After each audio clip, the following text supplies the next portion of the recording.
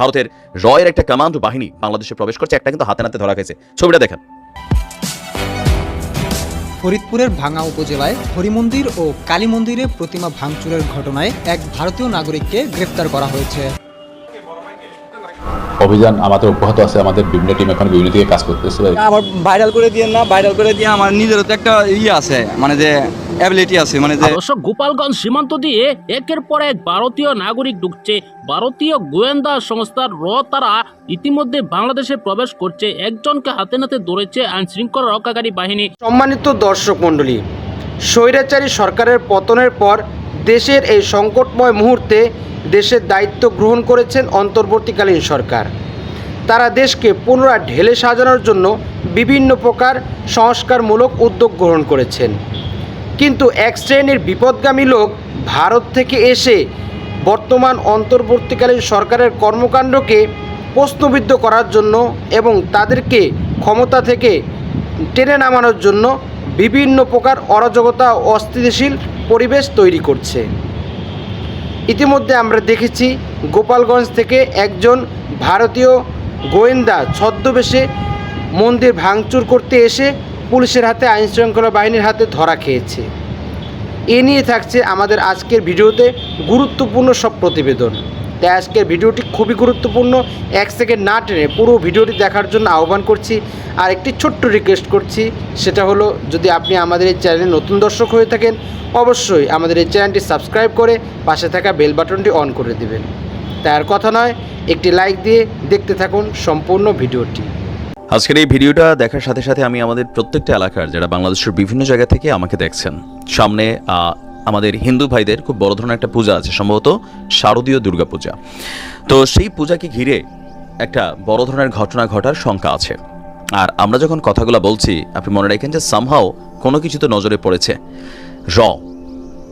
সরকারি কি আওয়ামী লীগ আছে নাকি বিএনপি আছে নাকি অন্য দল আছে, ফ্যাক্ট না। এরা বেসিক্যালি কোনো দলকেই বিশ্বাস করে না। এরা নজরদারির উপর রাখে প্রশাসনের প্রত্যেকটা জায়গা থেকে শুরু করে পাবলিক সোশ্যাল মিডিয়া প্ল্যাটফর্ম, আমাদের অনেক কিছুতেই তারা নজরদারি করে। এখন বাংলাদেশে একটা অস্থিতিকালীন সময় পার করছি আমরা। প্র্যাকটিক্যালি কোনো সরকার এই মুহূর্তে দায়িত্ব নেই। দায়িত্বে যিনি আছেন অন্তর্বর্তীকালীন সরকার। আর এই সরকারের যে এই মুহূর্তে গোয়েন্দা তৎপরতা বলেন, আমাদের প্রশাসনিক তৎপরতা বলেন, একটা রানিং গভর্নমেন্টের তুলনায় অনেকটাই দুর্বল। এটা কিন্তু প্রকাশ্য। আর এই সুযোগটাকে কাজে লাগাচ্ছে ভারতের রয়ের একটা কমান্ডো বাহিনী বাংলাদেশে প্রবেশ করছে, একটা কিন্তু হাতে নাতে ধরা খেয়েছে।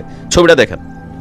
আপনি বলবেন যে পাগল হয়েছেন, ও তো একটা পাগল। আচ্ছা, আপনি পাগল খান, আপনার বুঝ জ্ঞান ওই পর্যন্ত যায় নাই, যিনি এই লোকটারে দেখার পরে আপনার কাছে মনে হয়েছে বেটা পাগল। বেটার অপরাধটা কি? ফরিদপুরে ভাঙা বাজারের হরিমন্দির এবং কালী মন্দিরে আপনার নির্মাণ করা হচ্ছিল প্রতিমা, মানে আমাদের হিন্দু ভাইদের পূজাকে উপলক্ষ করে। সেই প্রতিমা ভাঙচুর করেছে সঞ্জিত বিশ্বাস নামক এই ব্যক্তি, যার বাড়ি হচ্ছে ভারত, বয়স হচ্ছে 45, আর পুলিশ বলছে তার বাড়িটা হচ্ছে ভারতে। আপনার গ্রেপ্তারকৃত সঞ্জিত বিশ্বাস ভারতের নদিয়ার নিশিকান্ত বিশ্বাসের ছেলে বলেও আপনার জানানো হয়েছে আমাদের পুলিশের পক্ষ থেকে। আমি আপনাদেরকে প্রমাণটা দিচ্ছি, এটাও দেখে যাবেন, একটু সচেতন থাকা জরুরি। 14 সেপ্টেম্বর রাতে ফরিদপুরের ভাঙা বাজারের হরিমন্দির এবং কালী মন্দিরে প্রতিমা কে বা কারা ভাঙচুর করেছে এমন দাবিতে যখন পুলিশ পরিদর্শন করে, পরের সময় দেখা গেল যে আপনার হরিমন্দিরের কার্তিক ঠাকুরের হাতের আঙ্গুল, ময়ূরের গলা মোচড়ানো, ঘোড়ার কান এবং আঙ্গুল এরকম। তো এগুলাতে পরবর্তী সময় ইনভেস্টিগেশন চালিয়ে আপনার একজনকে পাওয়া গেল। আর এলাকাবাসী তাকে অপরিচিতই, ঠিক আছে। তারপর তার নাম ঠিকানা জানলাম আমরা, যে বাবা নিশিকান্ত দাস, সঞ্জিত বিশ্বাস, সাং নদিয়া, ভারতীয় নাগরিক।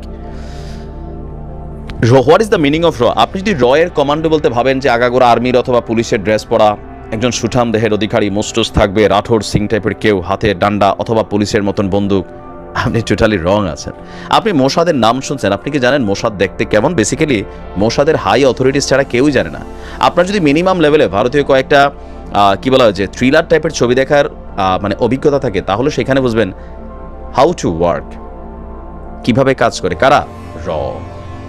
আপনার বাড়ির পাশে বসবাস, দীর্ঘ 30 বছর ছিলেন, অথবা এলাকার মধ্যে দোকানদারি করতেছে দীর্ঘ 20 বছর ছিলেন, এই লোকটাও কিন্তু রয়ের এজেন্ট হয়। বেসিক্যালি নিজস্ব তাদের যে এনফোর্সমেন্ট বা নিজস্ব লোকবল দিয়ে যে সব কাজ ঘটায় তা না, তারা বিভিন্ন কাজের জন্য বিভিন্ন রকম মানুষকে বেছে নেয়।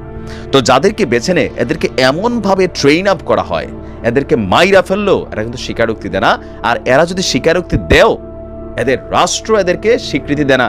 সম্মানিত দর্শক মণ্ডলী, এতক্ষণ যাবৎ আপনারা দেখেছেন ভারতীয় ছদ্মবেশী একজন গোয়েন্দা বাংলাদেশে এসে বাংলাদেশের বিভিন্ন প্রকার হিন্দু ধর্মাবলম্বীদের মন্দিরে আক্রমণ করে তাদের দেবদেবীদেরকে ভাঙচুর ও লুটপাট করেছে ও পরিশেষে সে আইনশৃঙ্খলা বাহিনীর হাতে ধরা খেয়েছে।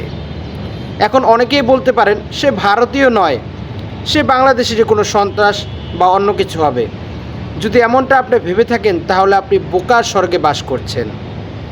আইনশৃঙ্খলা বাহিনী তার পরিচয় সুস্পষ্ট করেছেন, তিনি ভারতীয় একজন নাগরিক, তার নাম সন্দীপ বিশ্বাস। তো ভারত থেকে ফ্যাসিস্ট শেখ হাসিনা সরকারের পালিয়ে গিয়ে ভারতে আশ্রয় নিয়েছে, এটা আমরা সকলেই জানি।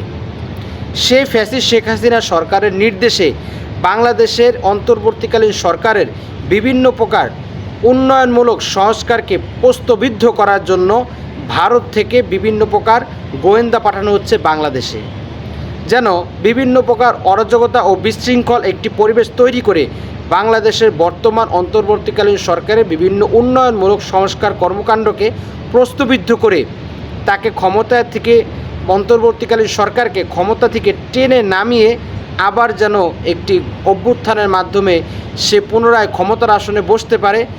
ইন্ডিয়ায় বসে বসে সে এরকম চক্রান্তে মেতে উঠেছে, কিন্তু সে এটা জানে না মানুষের দরবারে মানুষের কাছে সে হয়তোবা কখনো প্রিয় হতেই পারে, কিন্তু সে যে জুলুম করেছে, সে যে নির্যাতন করেছে, যে অন্যায়ভাবে হাজার হাজার মায়ের বুক খালি করেছে, হাজার হাজার বাবাকে নিঃসন্তান করে দিয়েছে, তা তো আল্লাহর দরবারে ঠিকই লিখিত হয়ে গিয়েছে। আল্লাহর কাছে তো এর ফয়সালা, এর বিচার অবশ্যই হবে এবং দুনিয়াতেই হবে। অতীতের ইতিহাস থেকে আমরা দেখতে পাই যারাই জুলুম করেছে তাদের শেষ পরিণতি কখনোই ভালো হয়নি, কখনোই শুভ হয়নি।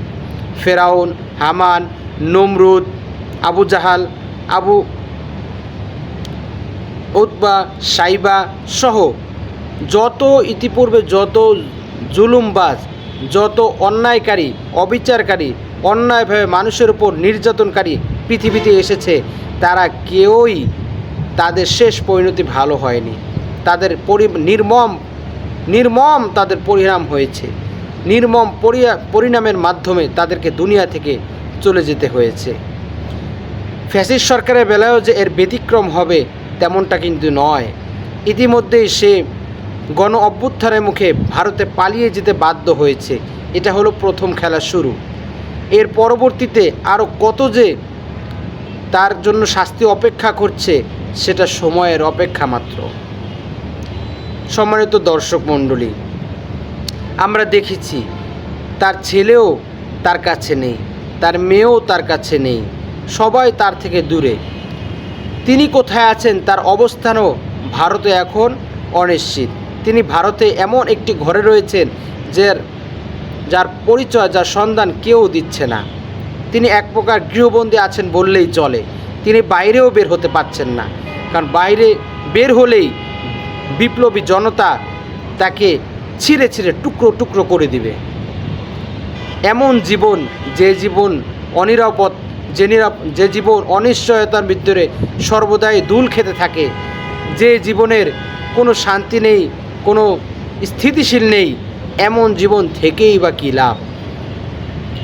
এই স্বৈরাচার আজ সরকার, শেখ হাসিনা ফ্যাসিস্ট সরকার নিজে তো অশান্তিতে রয়েছেই, বাংলাদেশের এই সুন্দর পরিবেশটা অস্থিতিশীল ও বিশৃঙ্খল পরিবেশ তৈরি করার পায়ে তারা অনবরত করেই চলেছে। এবং সেই লক্ষ্যেই সে ভারত থেকে বিভিন্ন প্রকার বিপদগামী লোককে বাংলাদেশে পাঠিয়ে বাংলাদেশের মন্দির ভাঙচুর করে বাংলাদেশের বিধর্মীদের মাঝে একটি অরাজকতা, একটি ভয় ভীতি সৃষ্টি করে বর্তমান সরকারের অন্তর্বর্তী সরকারকে প্রশ্নবিদ্ধ ও অনুপযুক্ত প্রমাণ করার পায়তারায় সে অব্যাহত রেখেছে। সেই সরকারকে প্রশ্নবিদ্ধ করে ক্ষমতার মসনদ থেকে নামানোর জন্য যত প্রকার হীন প্রচেষ্টা রয়েছে সব হীন প্রচেষ্টাগুলোই সে চালিয়ে যাচ্ছে। সম্মানিত দর্শক মণ্ডলী, পরিশেষে আমি আপনাদেরকে বলতে চাই, যদি আপনাদের আমাদের এই ভিডিও সম্পর্কে কোনো মন্তব্য থেকে থাকে, অবশ্যই আপনি আপনার সেই গুরুত্বপূর্ণ মন্তব্যটি আমাদের কমেন্ট বক্সে জানাবেন এবং অবশ্যই আমাদের এই ভিডিওটি একটি লাইক দিয়ে শেয়ার করে পরবর্তী আপডেট ভিডিও পাওয়ার জন্য আমাদের সাথেই থাকবেন এই আশাই ব্যক্ত করছি। সকলেই ভালো থাকবেন, সুস্থ থাকবেন, নিরাপদ থাকবেন এই আশায় রেখে আজকের ভিডিও এখানেই শেষ করছি। আমিন ওয়া আখিরু দাওয়ানা আলহামদুলিল্লাহি রাব্বিল আলামিন। আসসালামু আলাইকুম ওয়া রাহমাতুল্লাহি ওয়া বারাকাতুহু।